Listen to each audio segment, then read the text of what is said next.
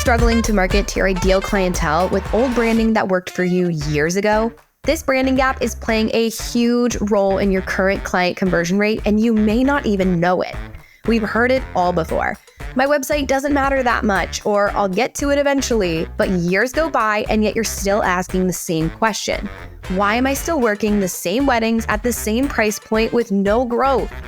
So what does your current brand and website say about you? Does your copy actually captivate your ideal clientele, or are they quickly closing your site and connecting with someone else? It's time to give your brand some pampering at the Creative Cabana, your all-inclusive strategy and design studio. With over a decade of experience as wedding vendors, their full-service team knows exactly how powerful great branding can be for your business growth. Whether you need a complete brand refresh or just a touch-up with services like website design, brand identity, or copywriting, they've got you covered.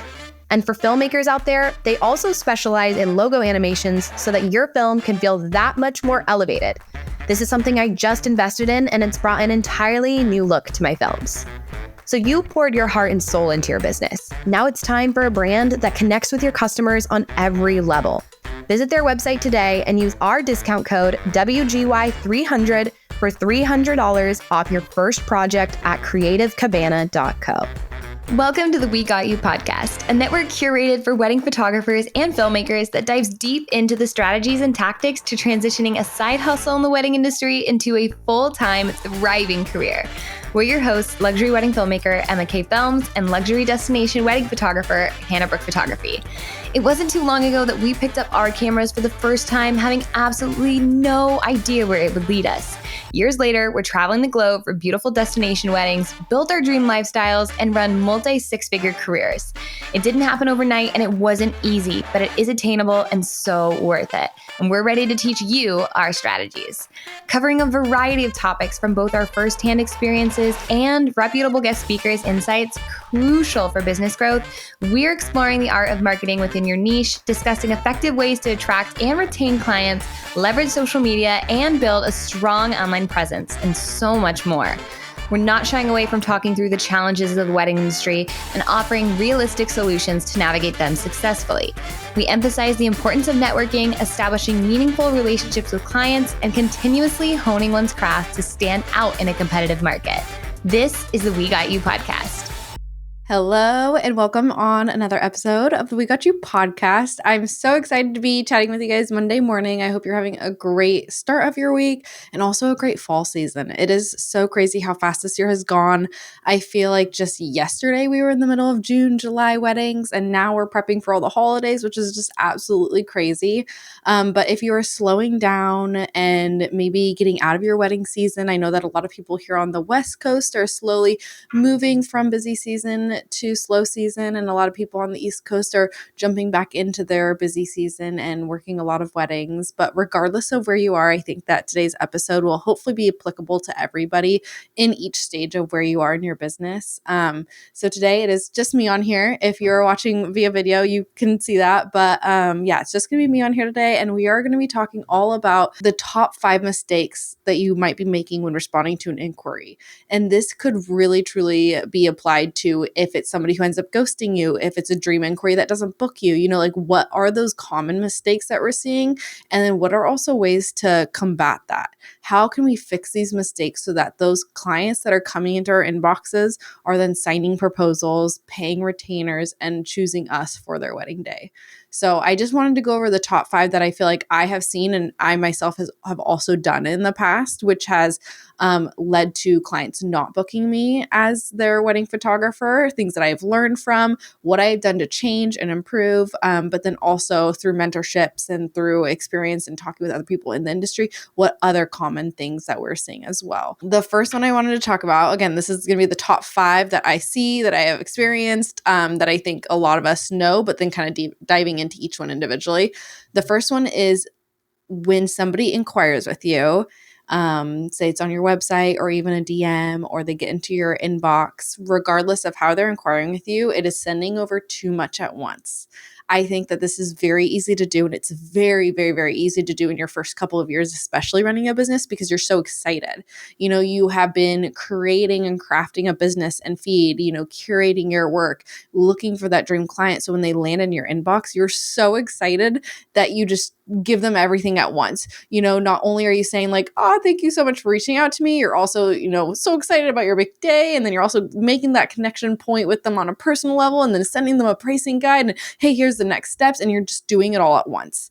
And to be very transparent, it is too much and it is overwhelming to potential clients. And honestly, even past wedding vendors, it's as a potential buyer, when you're putting too much in somebody's face, it is very overwhelming, and it leads them to think, okay, if, oh shoot, I'm getting all of this, like, what's the catch? But then also, like, do I want to dive into actually like looking at all of this? And maybe it's just too much.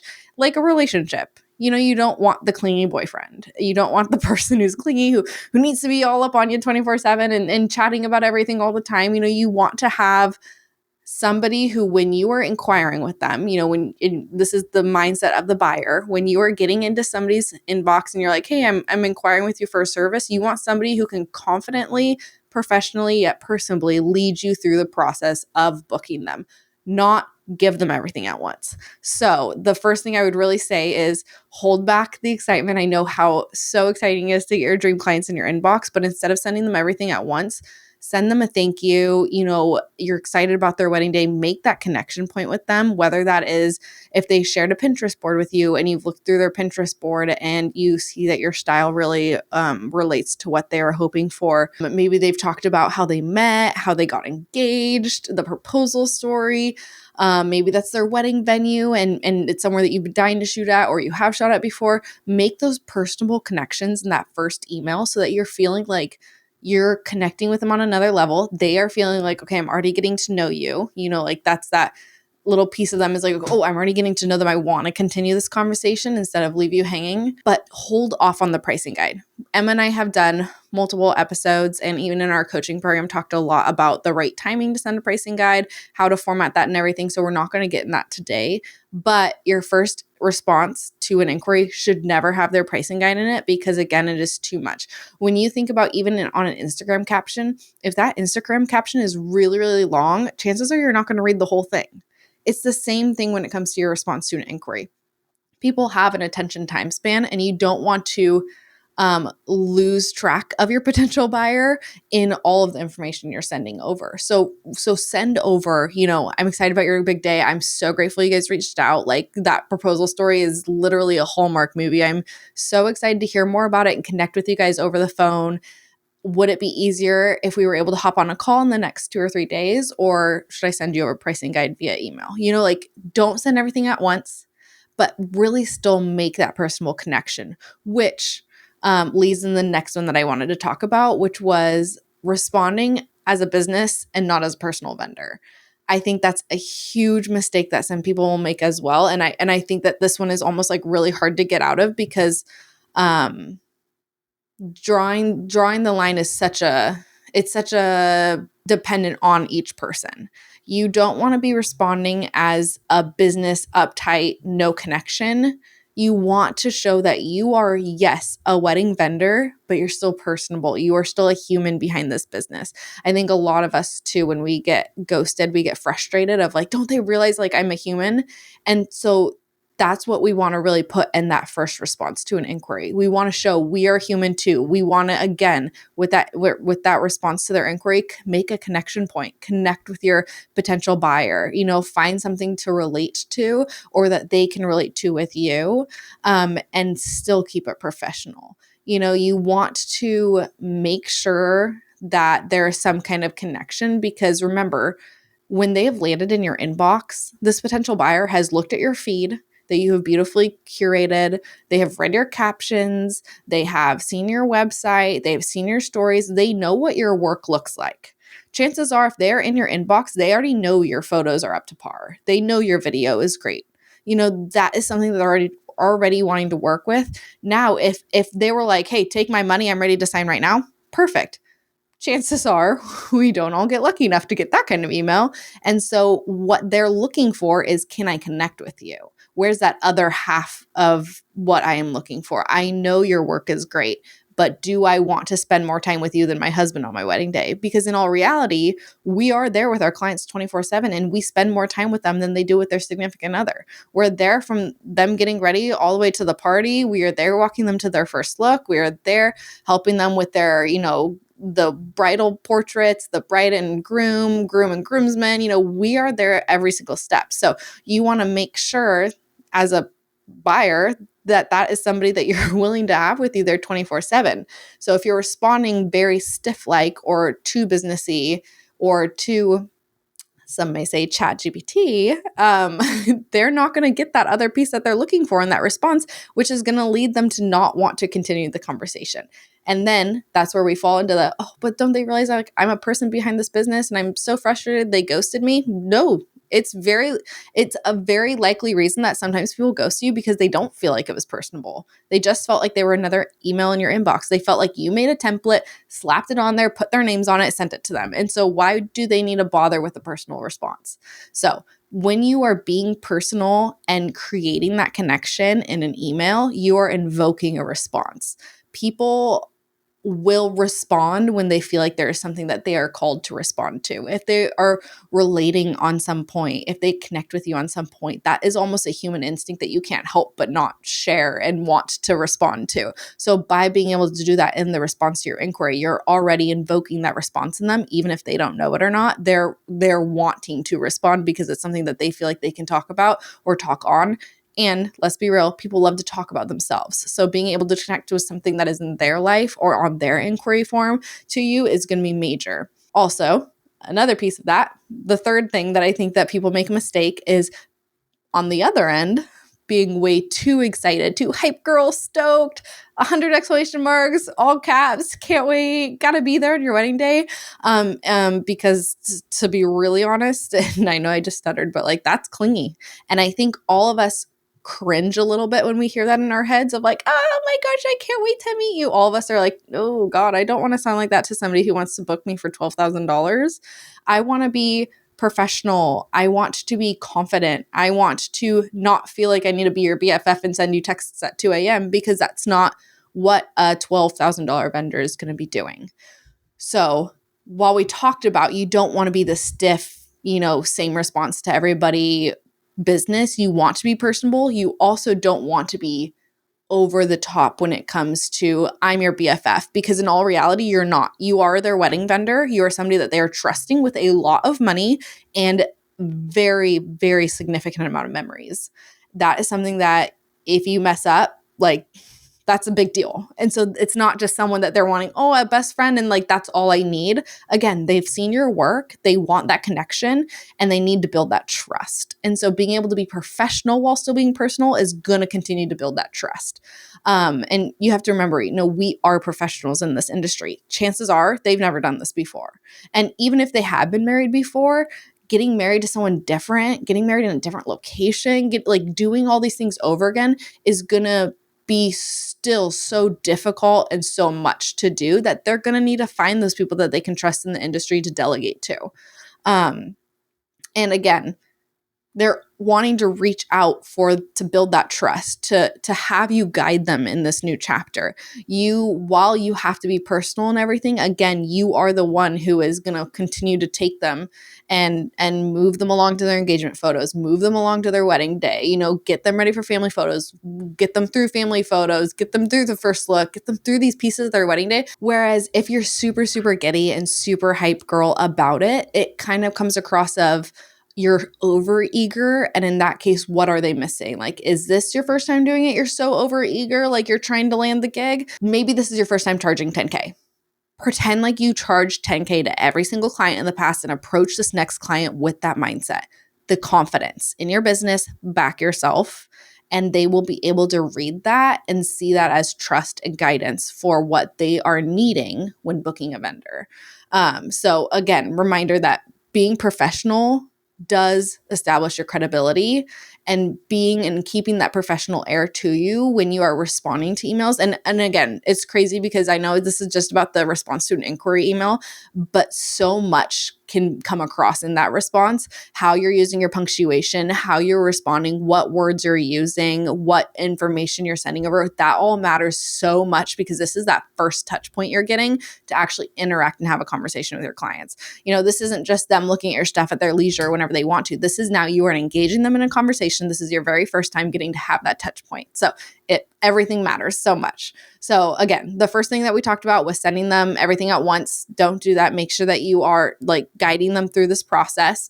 The second one being, you don't want to be responding as a stiff business. You want to respond as a personal vendor. Third one, you don't want to respond too excited and not professional. You want to keep that professionalism going. Are you tired of taking on the entire editing workload yourself?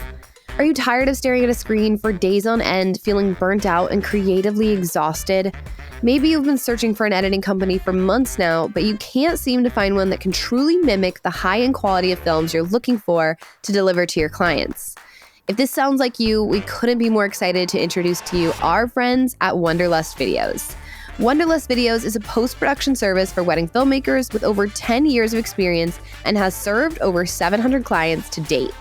Their full team specializes in seamless and high-quality editing for wedding filmmakers who need to take the workload off their shoulders and trust someone to create a high-end edit. As you know, we're incredibly picky about the partners we work with and the tools and resources we recommend to other photographers and filmmakers. With that being said, I myself, Emma, have gone through the process firsthand to use Wonderlust Videos myself and vet their entire process so that I could recommend them to you today with confidence. Wonderlust Videos can edit your highlight films, social media teasers, doc edits, and so much more. Their team edits on Premiere Pro, Final Cut Pro, DaVinci Resolve, so it's time to get the help you need and start outsourcing today. You can start with Wonderlust Videos right now at wonderlust-videos.com and use our code WGY10 for 10% off your first project. Does your current client delivery system feel unexciting, limiting, and boring? Maybe you're still using good old Google Drive or Dropbox to deliver your clients' wedding films. If the answer to these is yes, it's time to level up your video delivery experience with VidFlow. VidFlow is a pay-per-use online platform that allows you to deliver fully branded websites for each of your clients. While being incredibly affordable, VidFlow is accessible on mobile, desktop, and smart TVs with included long-term hosting so that your clients can truly enjoy the entire experience when receiving their wedding films. When I first found VidFlow, it was such an easy switch that truly benefited my business substantially. With so many incredible features and options for customization and personalization, VidFlow continues to wow my clients time and time again. You can find VidFlow on Instagram or visit their website at vidflow.co. Use our code WGY20 for 20% off a yearly premium membership and level up your client experience today with VidFlow. And then there's two last things that I wanted to touch on before this episode's over. One, not responding quick enough. I honestly think that this is probably the biggest reason why a lot of people will ghost in general is because they're not getting answers. And when they don't get an answer and then you finally 5 days later send them a response to an inquiry form, they've already moved on. So they just kind of maybe look at your email, put it in a folder, or honestly even delete it. And I will be very, very honest. When I was wedding planning almost 4 years ago, which sounds crazy, but when I was wedding planning, I remember reaching out to 10 florists. And I didn't even know where to go with florists. I knew what I wanted for video. I knew what I wanted for photo. I knew what I wanted for venue. But florists, florals is a very obscure, unknown concept to me 4 years ago when I was planning my own wedding day. I knew what it looked like as a vendor and communicating with those vendors. But when it comes to planning your own, and everyone has such different pricing and the process for booking a florist was so different for everybody.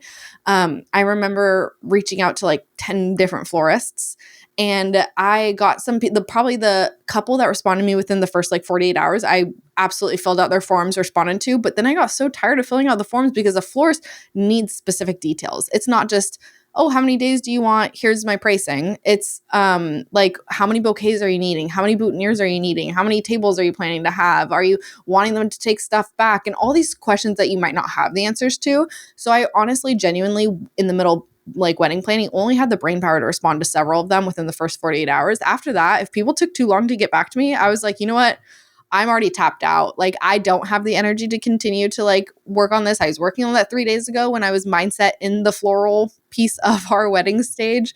But now when I'm like moved on to DJ, I'm like, ugh, I cannot deal with it, where I honestly would put them in a folder or I would delete them and I didn't respond. And I ghosted a lot of florists, and that's like hurts my heart a little bit to say. But at the same time, when you respond to an inquiry, matters significantly, especially when you think about days without a response. I would honestly, like, if I have not responded to a client in 3 days, I count myself out of the running. I know that they're not going to book me because that is too long. There is those couples who are like, I will wait 10 days for you to respond. I will wait 20 days for you to respond. Like, I want to book you. But just reminder that with your wait of how long you're taking to respond, that is giving them an idea of what their wedding and the process is going to look like with you.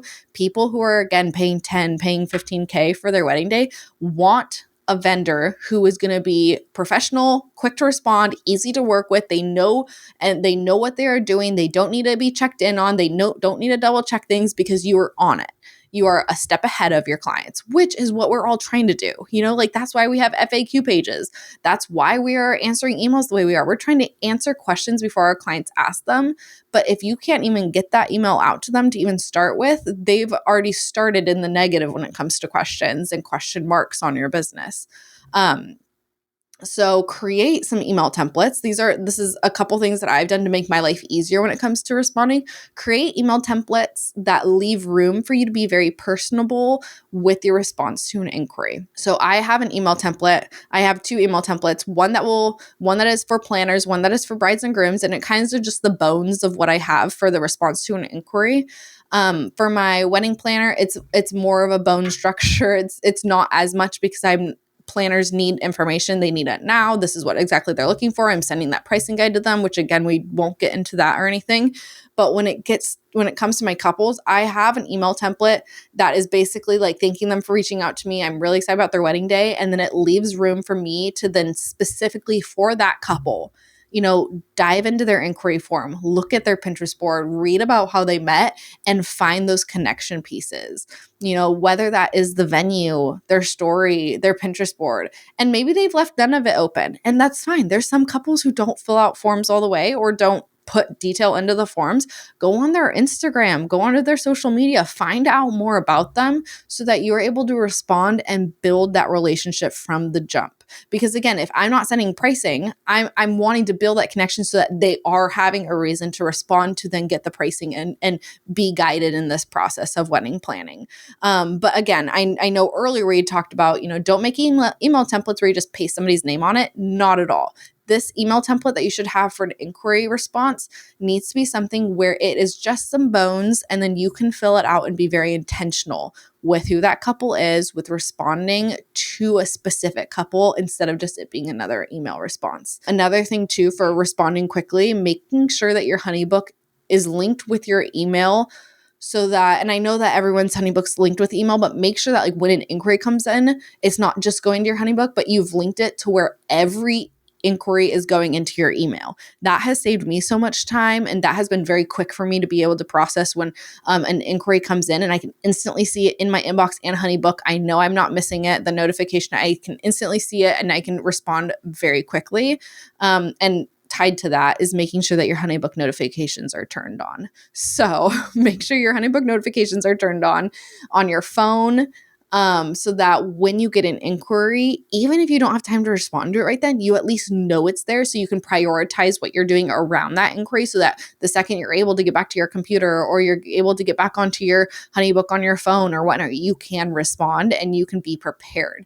And so just having that really sets you up so that when you have that dream inquiry or dream client, you're ready to go and you're ready to book them. Last thing I wanted to talk about was giving them next steps or a reason to respond. So this kind of dives into more than just the response to an inquiry, but just throughout your emailing process with your couples. Always make sure that every email, you're giving them a reason to respond. And this isn't like a call to action. It's not just like the last sentence, that we're having maybe in our Instagram bio or in captions here and there. This is genuinely building that relationship with your couples where they feel invoked to respond, like we were talking about earlier, where they feel like they want to relate and connect with you as well on a specific topic.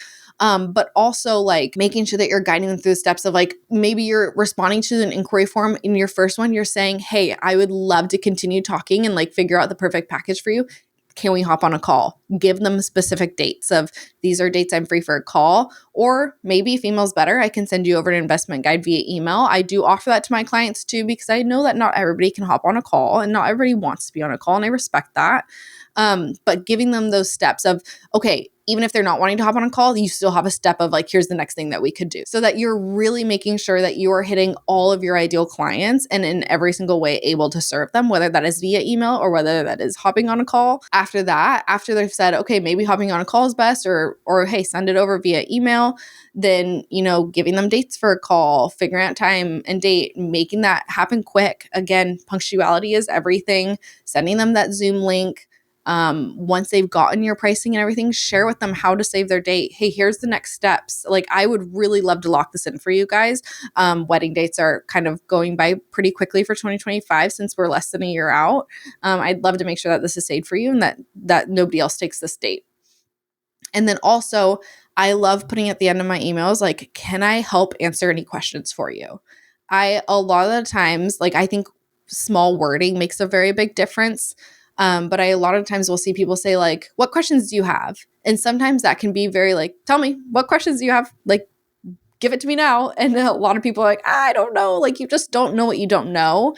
And so a very gentle way of asking is like, hey, can I help answer anything for you? Is there anything that I can do for you? It also comes from a servitude mindset where your couples are like already they're seeing that service mindset in you. They're seeing that you are wanting to serve them, help them, do whatever you can for them, versus I'm just trying to get your questions and answer them so that like what you're doing. Like, that's a very cut and dry almost professionalism. Like, still great. You still need to know what questions they have, but to come from a place of service of how can I help you? Like, I want to make this as easy, smooth as possible for you. So just making sure that you are communicating that with them, and that every single time you are having that touch point with them and walking them through the process of booking you as a vendor, you are giving them that reason to respond and continue to chat with you and continue to walk through this process with you. A lot of people, when they are continuously emailing you and going back and forth or hopping on a call, they will have what is called micro commitments. And what that is if I've already told you my wedding date, I've made a micro commitment to like, a little bit about me. So I want to move forward a little bit with you. And then if maybe they've talked to you all about their proposal and you guys have gushed about it back and forth and been really excited for them and like gotten to hear about their wedding day vision, then my thought as a buyer is, well, you already know all of that about me. It would be easier to go with you, micro commitment, than to go with somebody who knows nothing about me. So getting to continuously learn about people, connect with people, you're making those micro commitments with them that they are feeling a little bit more drawn to you anyway, regardless. And this could even be before you're even sending them any pricing. Those are the 5 things that I just kind of wanted to go over. But again, if you're making mistakes responding to an inquiry, think about and really reflect, am I doing one of these things? And how can I switch it so that I'm turning this inquiry ghosting into booking my dream clients, that I'm getting to work with people that I'm wanting to work with. Just a little recap, making sure that you're not sending everything at once. Make sure that you're responding quickly. Respond as a personal vendor. Don't respond like a stiff business. Don't respond like you're super excited, over the top, clingy. And then give them next steps. Guide them. Again, they want to trust you. They want to find somebody that they can be confident in, who is confident, who has done this before, who can help walk them through what this all looks like. And so that's really what you are showing them that you can do. They've seen your work. They want to see the other half of it. They want to see how you connect, how they can trust you and everything. So make sure that through those emailing, words, punctuation, like everything matters, and what you're saying is going to make a difference in whether they book you or not, regardless of your work. So yeah, hopefully that was kind of helpful for you guys. Again, I know some of us are heading into a busy season or moving into our slow season, but regardless, like right now is going to be that like season of a lot more inquiries. We have the holidays coming up. This is crazy to say, but Christmas and Valentine's Day is right around the corner where a lot of people are going to be getting engaged. They're going to be looking for those vendors. And the worst thing you can do for your business is to not be prepared when you get your dream inquiry, because the second you aren't prepared, you're more likely not to book it. If you are prepared, you're ready to go, you know how you're responding, and that dream inquiry comes in, I don't know the exact stats, but I'd say you're like 90% more likely to book it because you already know what you're doing. You're prepared. You're ready to go. And so right now is the time to make sure that before that inquiry hits, you know what you're going to do with it. So hopefully this is helpful, and we will see you guys on the next week of the We Got You podcast.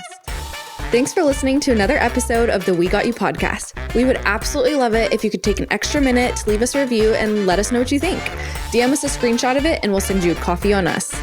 If you want access to an exclusive community, rad freebies, giveaways, and wedding referrals, then join our Facebook group today.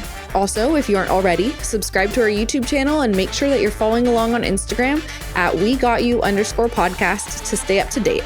We'll see you next week on the We Got You podcast.